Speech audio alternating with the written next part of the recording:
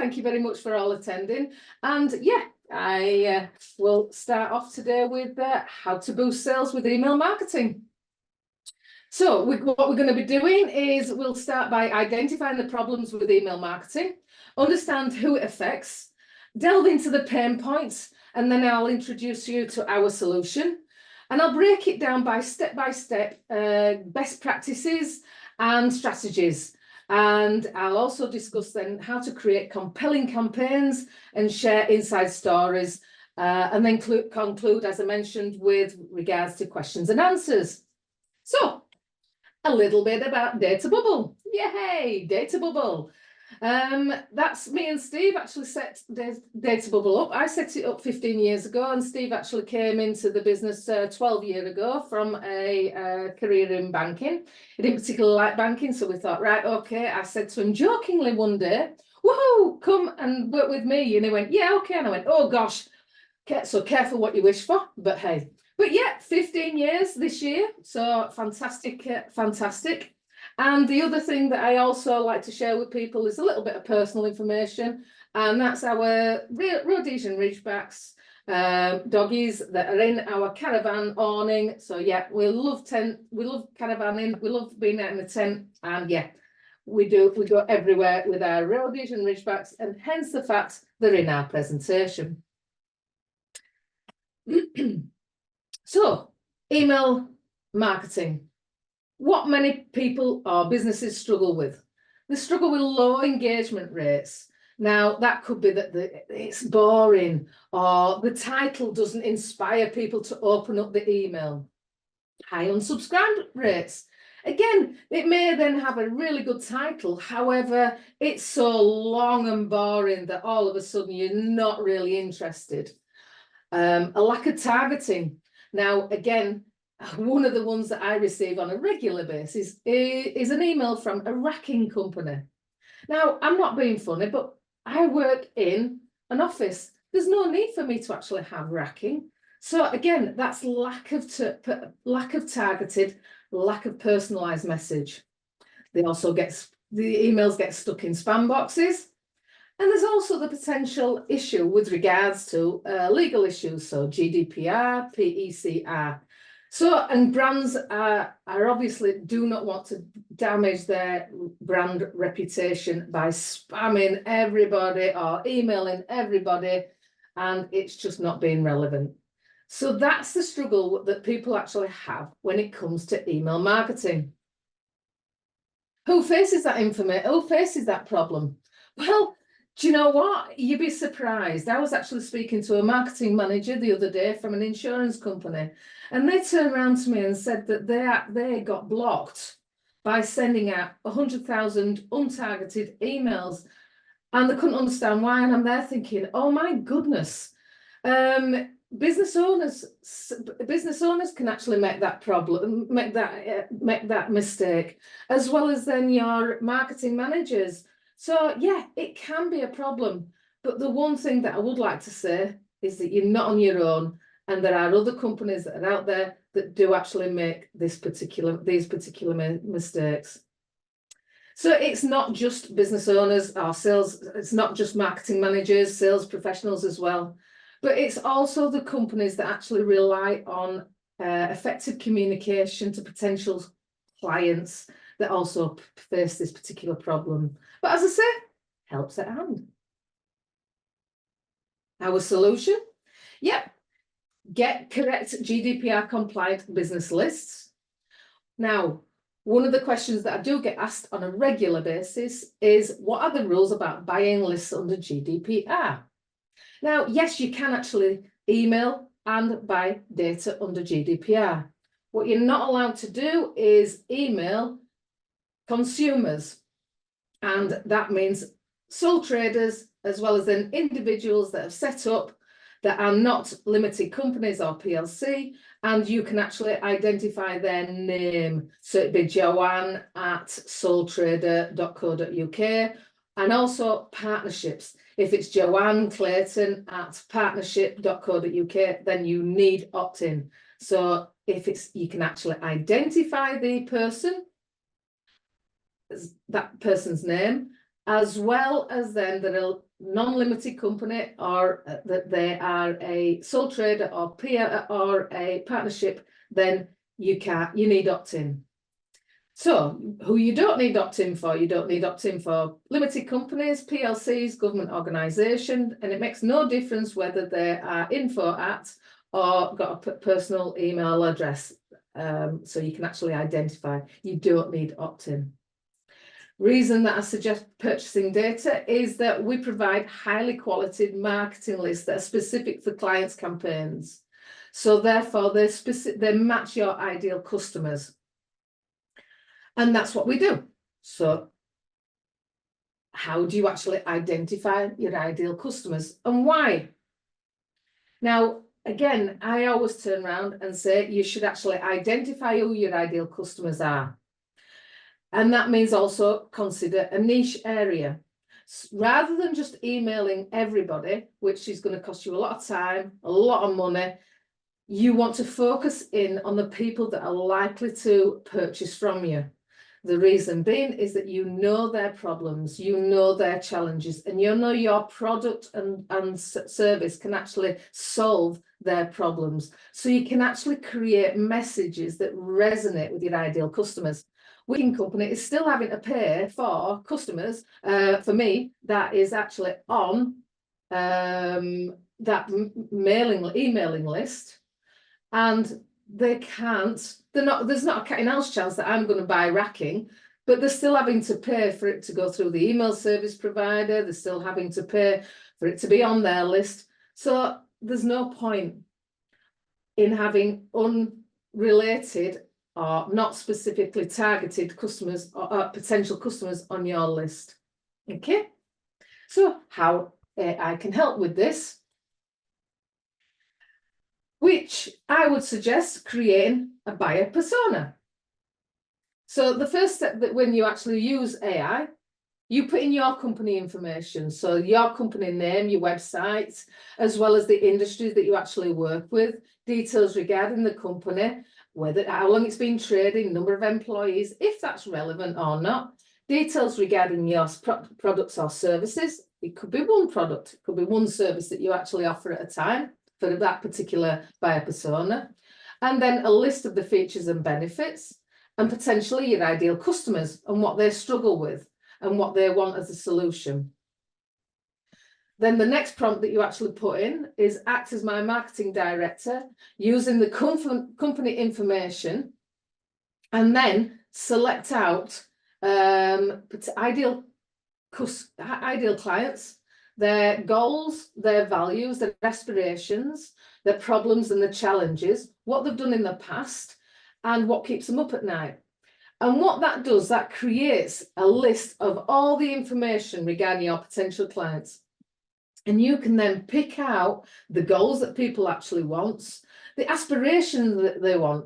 So, for example, it may be a case that they've got a dream of getting promotion. If you can actually incorporate that dream of being promoted into your email, that your product or service taps into that aspiration or that dream of being promoted, you can then put that into your email marketing. That means that they are going to be more inclined to actually read your email and actually go, yeah, that actually resonates with me, and I can actually then see what I'm going to read this email. I'm actually going to keep this.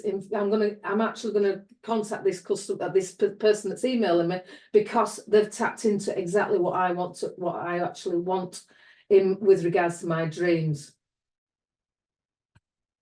So the next point is getting the right list. Once you know your ideal clients. And again, what you can also do is, with regards to looking at your ideal clients, you can then turn around and say, right, okay, I'm going to look at my previous customers. I'm going to also, if you've got a new product to launch, it could be that you turn around and say, right, okay, ask chat, looking at my ideal customer, this is the new product that I want to launch. Who do you recommend would be my ideal customers? So then what you're doing is you're getting data that's actually tailored to that specific criteria. With regards to the criteria on business data, you can select on industry. You can select on geographical area. You can select on size of company, and you can select on the person within the company. So that could be a job title, it could be the managing director, it could be the marketing director, sales director. Vast amount of different job titles that are actually available. And with regards to the importance of niching, it's better to niche down and be really targeted rather than a scattergun approach. So that's how to select data. And then why use list broker? I always turn around and say use a list broker for the simple reason that they're independent. And we have got access to over 20 different lists. If you go to a list owner, they've got access to one list, their list. So therefore, they're going to turn around and try and get you to purchase their list. Whereas when you actually go to a list broker, we've got access to the whole market, which means that we're actually working for you rather than a specific list owner. So it means it's more independent and it's more targeted for what you actually want. Now, again, with regards to email marketing, people just think that there's one type of campaign. However, there's different types of campaigns that are actually out there. Yes, there's cold email marketing that you can actually do, but there's also introductory emails where you're introducing a brand new product.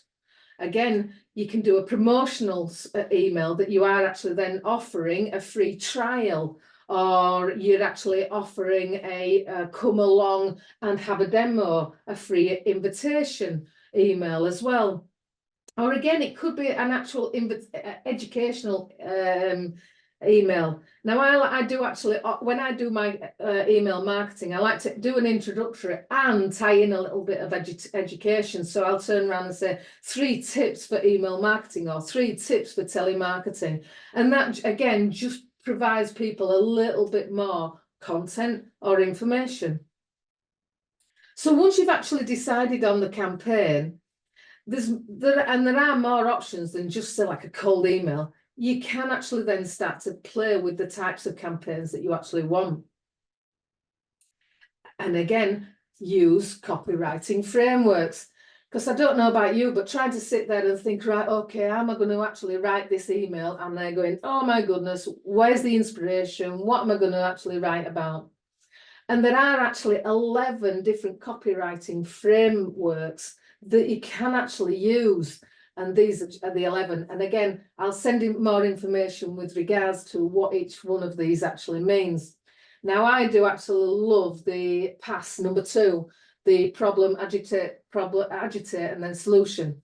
And what that means is, so for example, with regards to data bubble, it would be, do you want more new customers? Do you want to grow your business? So you're identifying the problem, and then you're also then agitating it and turn around and saying, do you actually have that problem? And then have that problem again, and then we can help. This is the solution that we can actually provide. And again, there are different ones that you can actually use. Storytelling is a lovely one. If you can actually then create more of a story around your products, and again, you can weave in different information and statistics, and you can create a story around your product and how it's actually benefited. That's another way of actually using these email frameworks for creating your own email campaigns. So what you can do is select a framework, play about with them, see which one works for you. Use AI to create your perfect message. You've got to make it personalized. You've got to turn around and say, you can't just turn around and say, hi there. It's better if you turn around and say, hi, Joanne. Or again, if you can then turn around and include the company name or the company industry within your email. Make it relevant. So it's got to be relevant. If you're talking about the racking company, that's not relevant to me. Again, you've got to actually have an offer. You've then got to have an engaging subject line, which again, we'll go on to subject lines later. You've got to create an offer or a potential lead magnet, of something that people can actually download, and above all, have a call to action. And this is where AI can actually help. So again, using the information that we've actually created from the company information and the buyer persona. So you can just copy and paste that into chat, and then using the company information, act as my confident, experienced, skilled marketeer. So you're actually telling chat who you actually want to be. You're then telling them about your target audience. So that's your industry, your niche, and what problems that they face. You can then turn around and list out the benefits and the unique selling points of yours. And then you can actually select the type of email that you want. In this case, I've actually select a sequence of 5 types of free trial offer emails, and that's enticing people to come and actually have a free trial, and that's the outcome. You're getting people to take advantage of the free trial. The next prompt that you actually want to do is then create the email. Again, I've used the 4 P's of persuasion framework. And again, you can use whichever framework you actually want. You just put that framework in there. And as I say, I've got that got the actual points on a sheet that I can send to you. But you can actually use different framework, and then make sure that you also then add catchy subject line to grab the attention, personalized greeting, an overview of the services, and then an invitation to include the offer of your trial, and then a call to action.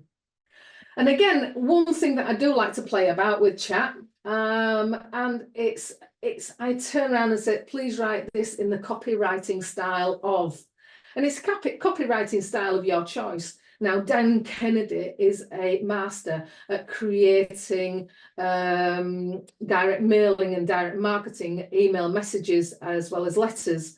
So you could turn around and say copywriting style of Dan Kennedy.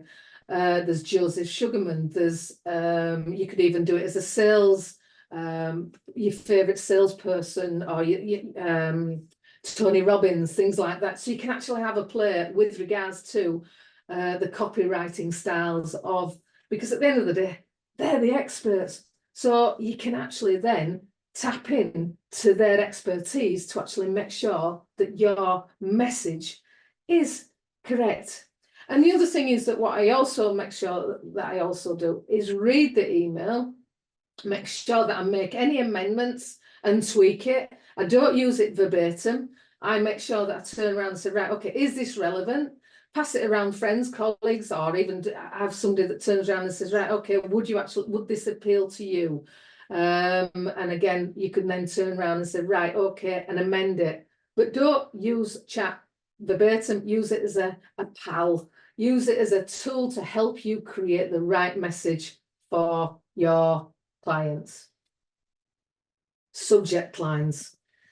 Oh, this is a big subject. This is a big topic on its own, and I could do a presentation just on subject lines on its own. Did you know 47% of emails are opened based on the subject line alone? So a subject line is very important. So KISS, keep it simple, stupid, is the acronym that I like to use, and it's no more than 50 characters.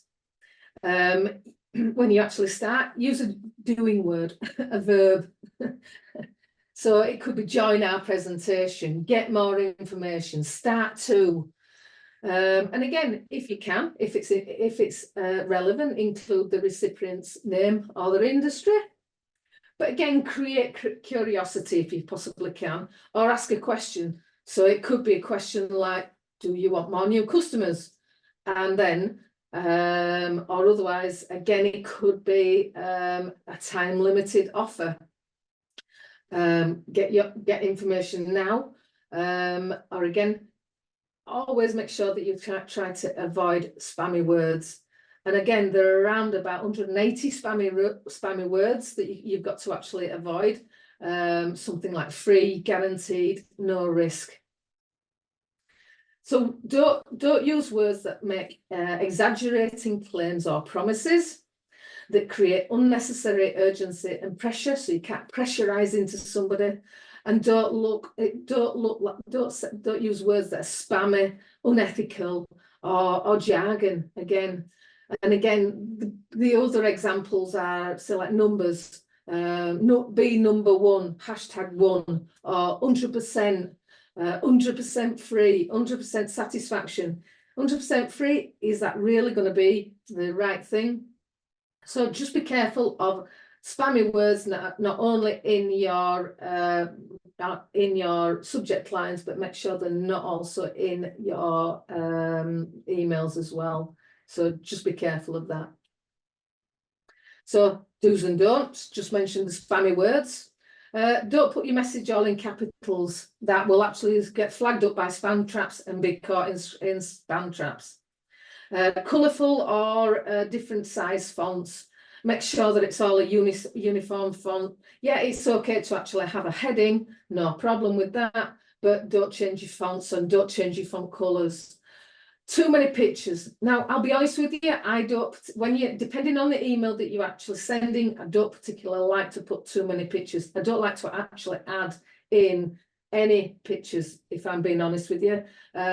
With regards to my newsletter, then I will actually add pictures, but I don't, depending on the campaign or the email that I'm sending, I don't like to add too many pictures. I do think that gets caught in spam. And broken HTML code, again, you can actually have a look at that on the back end of your email. So do use a spam check, and always, always, always have an option to unsubscribe. It is GDPR law with regards to unsubscribe. You do need unsubscribe. And the amount of emails that I do actually get from large companies that don't have an unsubscribe button, it's really surprising that they're not following that particular legislation. Email warm-up. Now, I always recommend getting a designated email address. And there's a couple of reasons for that. The email address tends to be similar to my data bubble, but it's so like it might be bubble news, or so for my data bubble contacts at data bubble. But I do recommend getting a designated email address. One reason for that, it keeps it away from your inbox. And if you are getting people that do actually unsubscribe, then that's fine, that's no problem. But you've actually got it onto that designated email address, and you're turning around and saying, right, okay, you can deal with that later.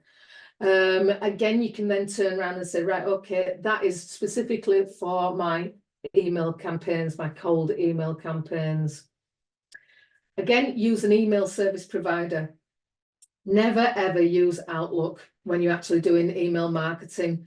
Reason being, you will get blocked by your ISP, and you will also get notified as a spammer, which means that all your emails that you do actually then send out, consequently, even to legitimate people, to customers, etc., could actually then end up in their spam box.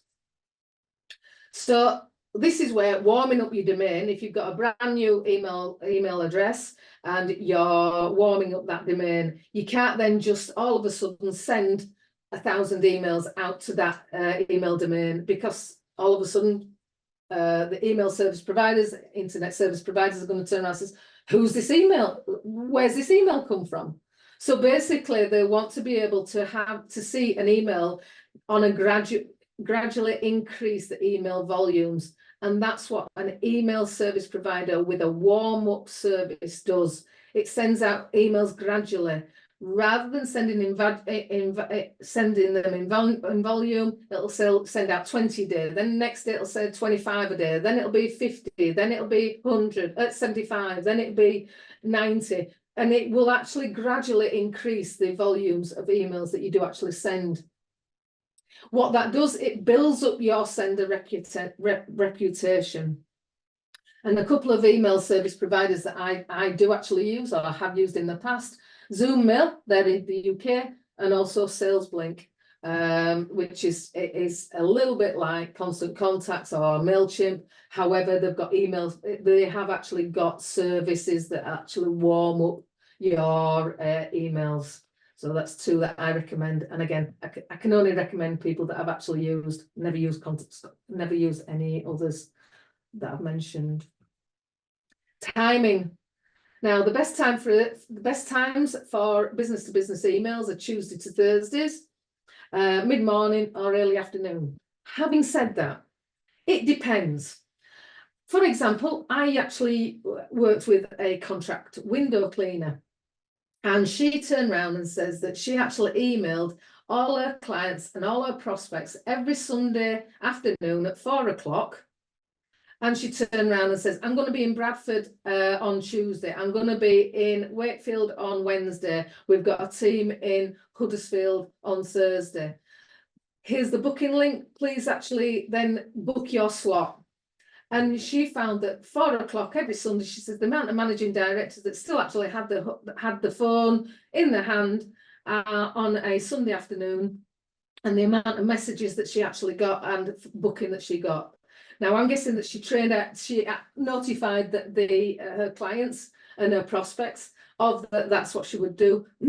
But she always said she swore by 4 o'clock every Sunday. So again, it depends on how you train your clients and how you train your prospects, etc. And again, there's no point emailing once and then going, dinner, it's all finished, yay, come and buy my stuff, or yay. That don't work. If you're just going to email once, then don't bother. You need a sequence. You need at least 4 or 5 emails that you're actually going to send over 4 or 5 weeks or every other week, depending on what you actually want. So make sure that you do actually have a sequence of emails. Make sure you follow up with people and connect on social media with people that do actually open up your email. Consider a direct mail campaign as well. So it's about calling, connecting, and then direct mailing as well. So it's about building relationships with people. And my recommendation is always start with the people that open up your email. The next one, always test and measure and adjust. Track the performance of your email marketing campaigns, your open rates, your click-throughs, your conversions. So therefore you can then turn around and say, right, okay, did that message actually land? Do actually need to change something? And that could be, it could be your subject line. It could be your offer, or otherwise it could be your lead magnet, depending on what it is. Tweak it, change it, send it out again and see whether A/B test it, send it out and track that performance. The other thing that I also recommend is keep your email list clean. Clean out inactive recipients and also delete your unsubscribers.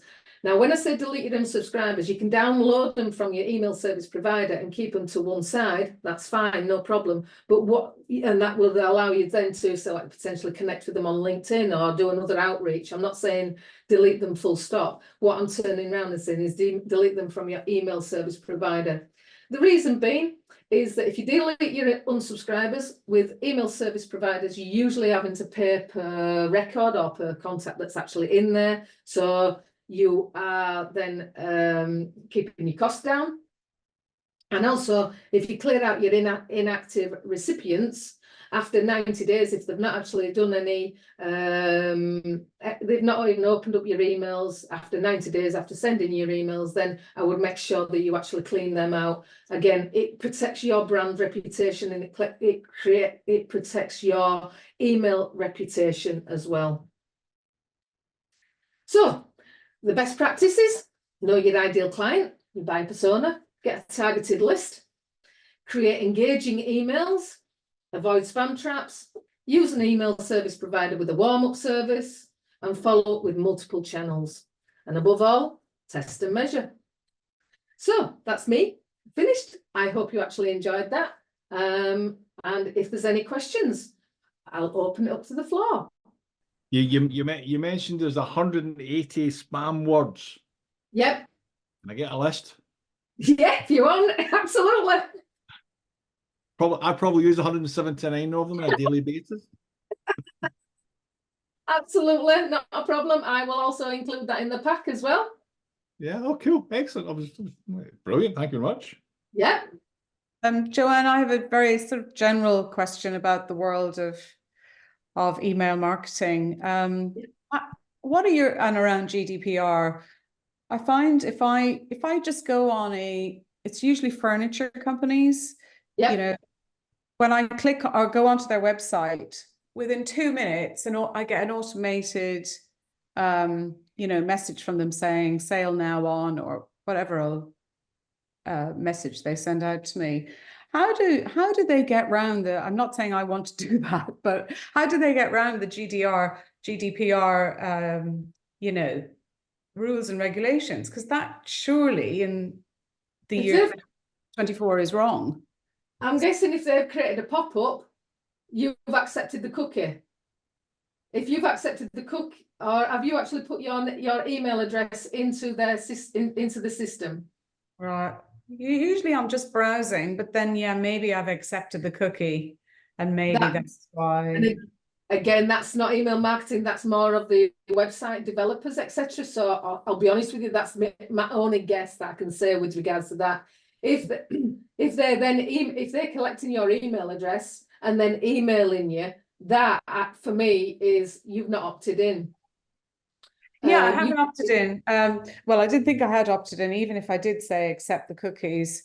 And then, yeah, then they blast me. And of course, it puts me right off, and I won't buy anything off them anyway. But, it's just, I just wondered, in this wonderful world of GDPR, there's still loads of kind of like little loopholes where companies still blast you. Yeah, there are. And unfortunately, there are, like I say, some rogues out there or some loopholes. And I'll be honest with you, I don't know all the loopholes, and I really don't want to go down that kind of. No, absolutely not. But I want to do it all. Ultimately, how they do it, I don't know. Love is my honest answer. Yeah, well, you talk best practice, so yes. that's where it's at. But I was just curious, given the world that you're in, what you thought about that situation. So thank you.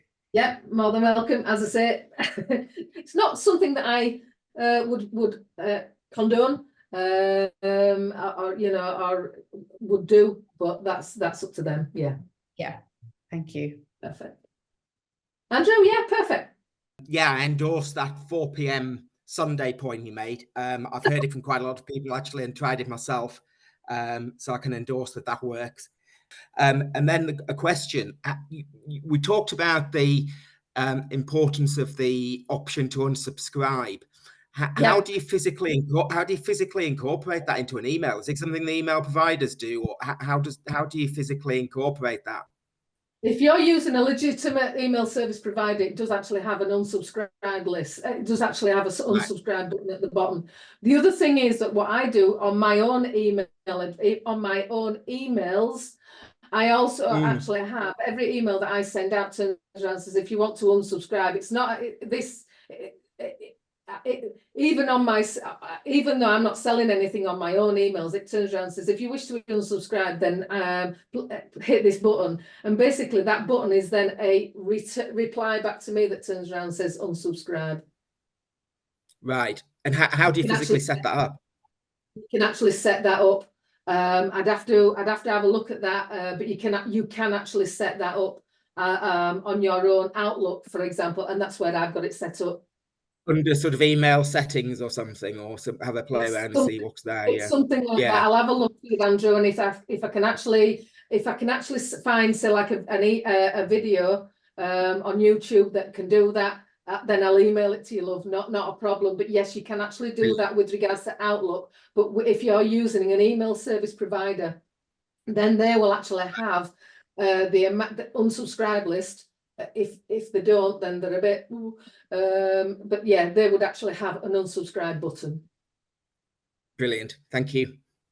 No problem. Well, fantastic. That's been brilliant. I really hope you actually enjoyed today. Thank you very much for your time. It's 9:43, so I'm a little bit earlier. However, if there's no further questions, then by all means, I shall see you the next time.